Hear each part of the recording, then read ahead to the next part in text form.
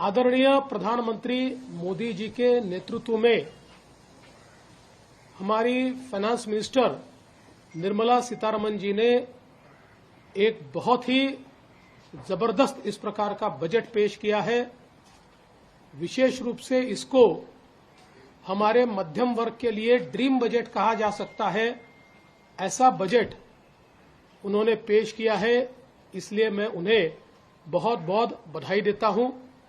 विशेष रूप से income tax का एग्जम्पशन स्लैब जिस प्रकार से परिवर्तित किया गया है और 12 लाख रुपए तक कोई इनकम टैक्स नहीं लगेगा, ये जो घोषणा है ये निश्चित रूप से एक मील का पत्थर भारत की अर्थव्यवस्था के इतिहास में साबित होगा। 7 लाख से सीधा 12 लाख का जंप। और मैं बता देना चाहता हूं कि 2014 में मोदी सरकार ने ही 2.5 लाख तक एग्जम्पशन लिमिट लेकर वो गए थे। वहां से लेकर अब 12 लाख तक का ये सफर हमारे मिडिल क्लास, सैलरीड और हमारे जो नए तरुण हैं, इनके लिए एक बहुत ही सुखकारी इस प्रकार का अनुभव होगा। इसके कारण एक डिस्पोजेबल इनकम एक बहुत बड़े तबके के हाथों में आएगी, जिसके कारण खरीद भी होगी, डिमांड भी बढ़ेगी, एमएसएमई को भी फायदा होगा, रोजगार की भी निर्मित होगी। तो एक प्रकार से इसका एक बड़ा अर्थव्यवस्था पर इफेक्ट हमको दिखाई देने वाला है। इसके साथ साथ जिस प्रकार से कृषि के क्षेत्र में अलग अलग योजनाओं को घोषित किया है, फिर 100 जिलों में जो नई कृषि की योजना हो, या फिर जो हमारे ऑयल सीड्स है, दलहन तिलहन है, इसके लिए एक नई योजना की घोषणा हो। इस नई योजना के कारण बड़े पैमाने पर किसानों को फायदा होगा और केंद्र सरकार 100% माल खरीदने की बात कर रही है। इससे किसानों को बहुत बड़ा फायदा होने वाला है।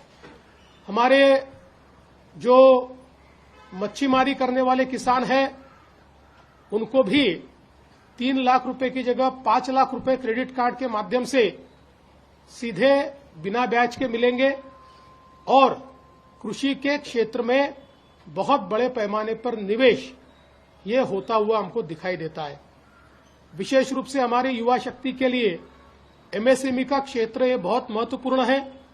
इस क्षेत्र में भी जो क्रेडिट लिमिट है और जो थ्रेशोल्ड लिमिट है, ये दोनों को बढ़ाने के कारण एमएसएमई को विशेष रूप से फायदा होने वाला है।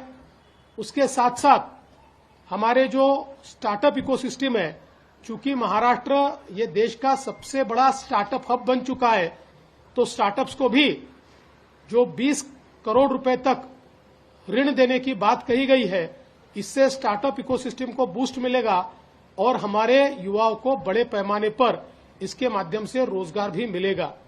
इंफ्रास्ट्रक्चर के क्षेत्र में भी जिस प्रकार से पीपीपी को बढ़ावा देकर इंफ्रास्ट्रक्चर में प्राइवेट सेक्टर के निवेश को बढ़ाकर एक प्रकार से बड़े पैमाने पर रोजगार का निर्माण करने का जो फैसला किया गया है, राज्यों को 50 साल का बिना ब्याज का इंफ्रास्ट्रक्चर ऋण देने के लिए 1.5 लाख करोड़ रुपए ये केंद्र सरकार ने रखे हुए हैं। इसके कारण इंफ्रास्ट्रक्चर में भी बहुत बड़े पैमाने पर फायदा होगा।